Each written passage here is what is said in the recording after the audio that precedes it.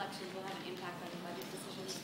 We'll do the executive budget on Thursday, so I'll leave most of that to them. But let me just say that tax revenues seem to be roughly on track to where we had projected back in February. There's a handful up, a handful down, de minimis changes that fundamentally are on track, and our expenses continue to go up. There's just every time you turn around, there's something else that we've got to pay for, another settlement or whatever. So, but we'll see it for Thursday, yes. Are you planning to join President Obama at all on Thursday when he's in New York? The White House will have released their schedule, and we'll see. We'll be happy to do anything the White House needs. Our staffs are working with them to accommodate them in terms of getting to families and doing whatever they want to do. So we'll have to wait to them. They should put out the schedule. And is it important, do you think, to have him be at the World Trade Center site to be meeting with families? He's the President of the United States. I think it's terribly important for him to come on 9/11, and he will be there. At least the staff has told me that he will come, and I think that's fine. And it's a very emotional moment in the country now. I think it's perfectly appropriate for him to come. It's a nice thing to do. I assume he will, but it's up to the White House to release the schedule. Yes, Miss? Mr. Mayor, since Osama Bin Laden was killed, there's been a larger than usual presence of police on the streets of New York. Are there also things that we don't see? Well, yes, the person sitting next to you may be an undercover precaution. You never know, and that's the thing. You're not going to see most of the steps that we take to keep this city safe. If they were obvious, people could find it much too easy to avoid them. We always heighten security after major events. This is clearly a major event. You would expect us to do that. The specifics are not something that the Commissioner is going to talk about in a lot. Yes, Miss? Mayor, I wanted to ask you, do you think the things we're showing Osama Bin Laden dead should be released to the public? I'll leave that to the White House. They run foreign policy. Yes, sir. In your remarks about the taxis, you mentioned that you wanted to bring the industry's considerable purchasing power to bear. I assume you meant the city's considerable purchasing power? No, the purchasing power of the taxi industry. Not of us. We don't buy any cabs. We regulate. We're not in the business. We don't own any cabs. We're not going to own any cabs.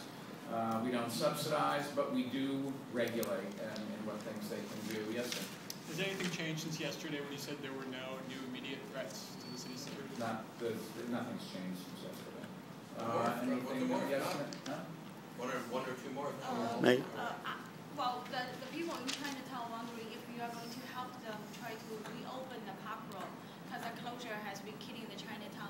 Park Row is a very difficult street because it goes right by a whole bunch of federal buildings as well as one police plaza. I can tell you we have worked very hard to try to find a solution. At the moment you can walk through, and we do allow buses through with checks to make sure that they're legitimate buses and that nobody's got anything on them. There's no easy answer to that. Just when Park Row and these buildings were designed and sited, nobody really thought about standoff distances.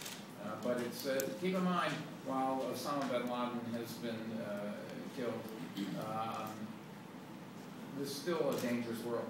There's still an awful lot of people out there, and we don't know how they're going to respond. I don't think there's any evidence that the threat has gone away. Mayor, usually when someone dies, we feel sad. Isn't something wrong in this country when people find joy on the killing of a human being, no matter how evil that person was? Well, I think everybody responds differently. I was asked what I thought when Secretary Napolitano 2 nights ago called me at home and told me that Osama Bin Laden had been killed. And my thoughts, quite honestly, were with the 3,000 people that died that day and the people who still die from diseases that they caught when they came to the rescue and recovery efforts that we asked them to. And I just hope that we don't forget the lesson of 9/11 or the lesson of 1993, or the lessons that are still being given to us around the world. It's a dangerous place, and there are people that want to take away our freedoms. And if we let our guards down, this country and other countries, we're all destined to see tragedies again. We just have to remember, and we have to educate our kids. There's no one day where the threat goes away. Yes, sir. Last question. On a lighter note, could you tell us a bit what the Cavs were like when you first moved to the city as a young man, and first experienced taxis? Well, mostly I took the subway and the buses because I couldn't afford the cabs in those days.